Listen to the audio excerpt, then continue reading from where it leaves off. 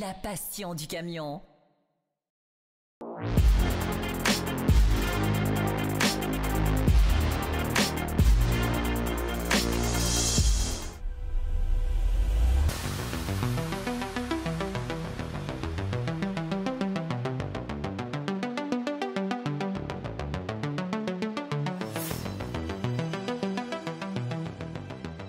Bonjour à tous, alors nous voici de retour sur les réseaux sociaux, les coulisses des essais, vous connaissez. Alors aujourd'hui je suis en ville, au nord de Paris, et pourquoi en ville? Eh bien parce qu'on va tester un camion électrique. Alors vous savez, ça fait souvent discuter, on aura sûrement beaucoup de commentaires, mais ça évolue et ça évolue plutôt vite.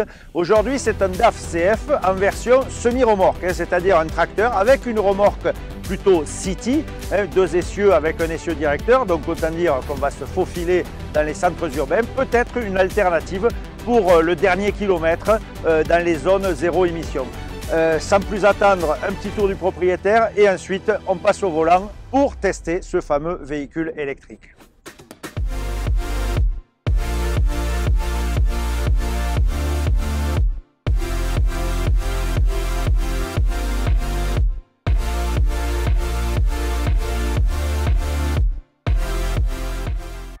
Allez, je vous avais dit qu'avant de prendre la route, on irait voir le camion. Alors, on va aller jeter un petit coup d'œil. Premier constat, évidemment, camion électrique dit chargeur. Alors, tout simplement une prise en 380 et un chargeur mobile. Ça, c'est une solution de complément. Ça peut être une option. Au lieu d'avoir des bornes fixes, on peut avoir, suivant la tournée prévue sur le camion, des moments de recharge en cours de route. Ici, nous sommes au garage de DAF Louvre. Donc, entre midi et deux, on en a profité pour remettre un peu d'énergie au camion. Alors, évidemment, qui dit camion électrique dit batterie. On a deux grosses batteries. Si la silhouette du camion est identique à un CF classique, on a à la place des réservoirs ces deux gros stockages de batteries qui vont nous permettre une certaine autonomie. Première surprise, quand on regarde sous la cabine, le moteur thermique auquel nous sommes habitués, tout ça a disparu. C'est la gestion de l'électricité et le moteur électrique est lui placé dessous dans le châssis. Une silhouette assez commune, je dirais qu'au premier abord on ne voit pas trop la différence. En revanche, toute la chaîne cinématique est bien différente et tout ça vous le verrez dans le magazine en détail. Eh bien, me voici maintenant au volant de ce DAF CF électrique. Alors, toujours surprenant évidemment avec ces camions électriques, eh bien c'est le bruit, l'environnement, ça change radicalement, puisque là, on est dans le monde du silence. Mais en ville, c'est vrai que c'est quand même fort agréable à conduire. Il n'y a pas vraiment de différence en sensation, puisque bon, le gabarit est le même, le positionnement est le même, le poste de conduite est le même. Ce qui change vraiment, c'est surtout la façon de conduire. Alors, il y a toujours cette problématique d'optimiser la consommation et de régénérer, en tout cas de recharger les batteries. Alors, ça, comme je l'ai déjà dit dans différents essais, c'est un peu une nouvelle façon de conduire, mais on s'y fait relativement vite. En revanche, il faudra quand même bien adopter une conduite spécifique, parce que si on n'y fait pas attention, et bien là, la capacité descend très vite, on le voit. Autre point à évoquer, l'aspect accès aux centres urbains, parce que la plupart du temps, les entrepôts sont à l'extérieur des villes, donc il y a cette partie autoroute, ou en tout cas voie rapide, qui sera obligatoire pour accéder aux centres urbains.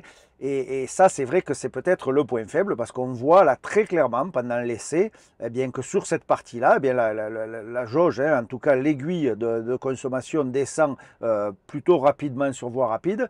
Et très surprenant, lors des évolutions en ville, là par contre ça consomme quasiment rien. Alors tout simplement mais parce qu'on est arrêté au feu ou on accélère, on ralentit, il y a quand même ces phénomènes de recharge constant, alors que sur l'autoroute, eh bien on est en consommation constante, il y a très peu de recharge. Voilà, c'est vraiment ce qu'il faudra appréhender.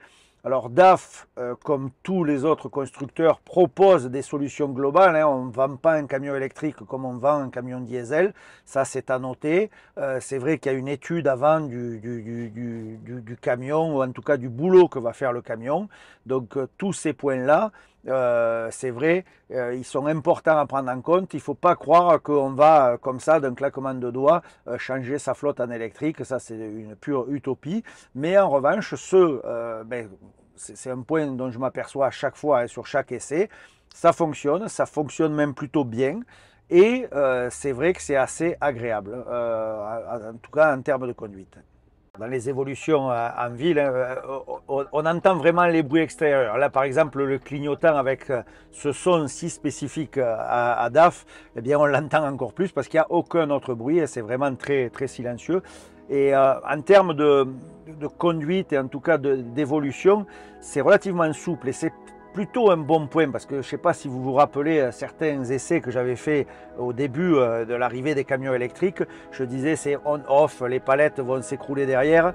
Bien là, c'est vraiment bien géré. Les accélérations sont progressives. On n'est plus dans ce camion électrique brutal comme on l'a connu. On est vraiment dans un camion souple et très facile à conduire, ça c'est important. En termes de puissance justement, si on en parle, ça veut dire quoi la puissance sur des véhicules électriques? Alors on ne parle pas en chevaux, on va plutôt parler en kilowatts, comme il faudrait d'ailleurs le faire sur des camions thermiques. Ici on est à 240 kilowatts, alors ça veut dire quoi en chevaux? Ça fait aux alentours de 380 chevaux. Alors c'est beaucoup et peu à la fois, mais pour ce type d'application, en camion comme ça, tracteur avec une semi, deux essieux, ce qu'on pourrait appeler les City, hein, d'ailleurs très bien à conduire cette semi puisqu'elle a un essieu directeur à l'arrière, donc elle suit et en ville, c'est un vrai régal. Bien, ça suffit amplement, en tout cas pour l'utilisation, ça semble être un bon compromis et l'accès aux centres urbains se fait via généralement des voies rapides, donc il n'y a aucun problème, le camion correspond bien à cette application, c'est plutôt sympa à conduire et en tout cas ça se fond bien dans le paysage urbain et ça c'est plutôt bien, il n'y a aucune contrainte et aucune restriction à l'utilisation de ces camions, bien au contraire.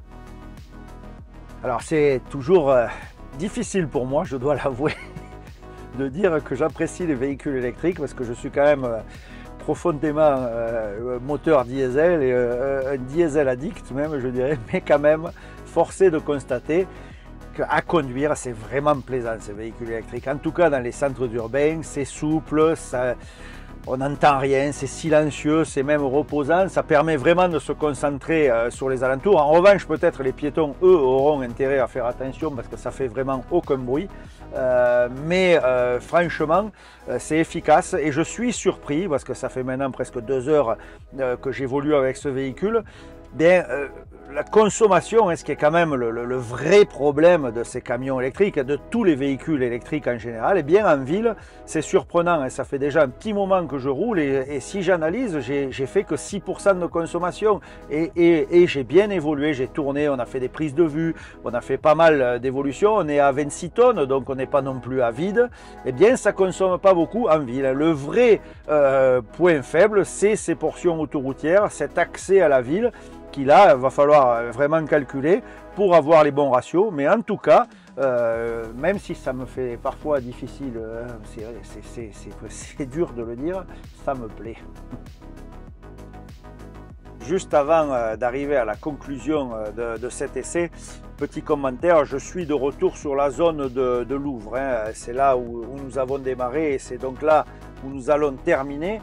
Et ça pourrait simuler un peu justement ces grands entrepôts qui sont en périphérie des grandes villes. Et on pourrait très bien, imaginer avoir fait notre livraison dans les centres urbains et revenir sur ces zones extérieures. On voit que ça fonctionne, je suis agréablement surpris parce que je vais arriver à quasiment 75% de la batterie, donc autant dire que j'ai encore beaucoup de marge. J'aurais pu imaginer d'autres tournées. On voit clairement que c'est dans les phases autoroutières ou en tout cas d'arriver en centre urbain que ça consomme de l'énergie. En ville, pas tant que ça. C'est assez surprenant.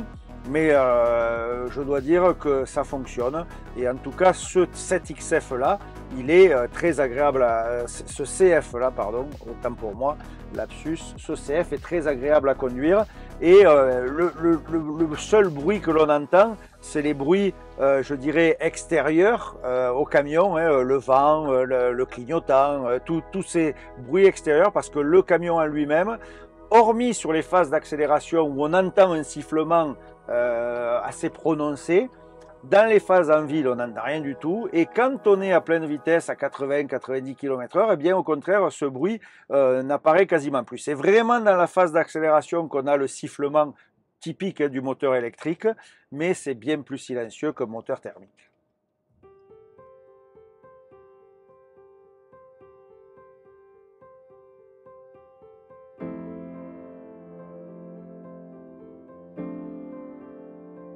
Me voilà donc au moment de la conclusion. Et une fois n'est pas coutume, je vais faire la conclusion à l'intérieur, bien tout simplement parce que vous voyez le temps à l'extérieur, c'est pas brillant. Il y a pas mal d'averses. On a eu du pot pour cet essai, mais là ça se met à pleuvoir assez fort, donc je fais la conclusion bien au chaud à l'intérieur. Et dans cette cabine de CF, eh bien c'est vrai qu'il y a de l'espace, hein, donc il n'y a pas de problème.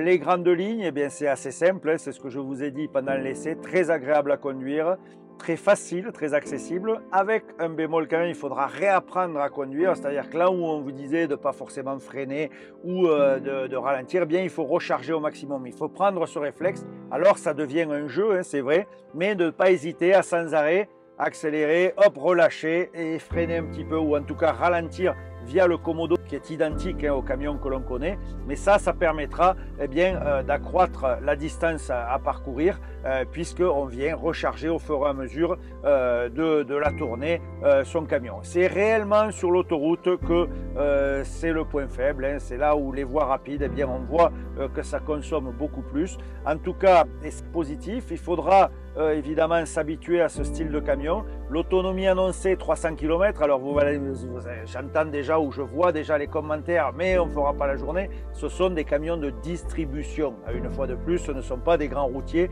c'est pas destiné à faire de la longue distance.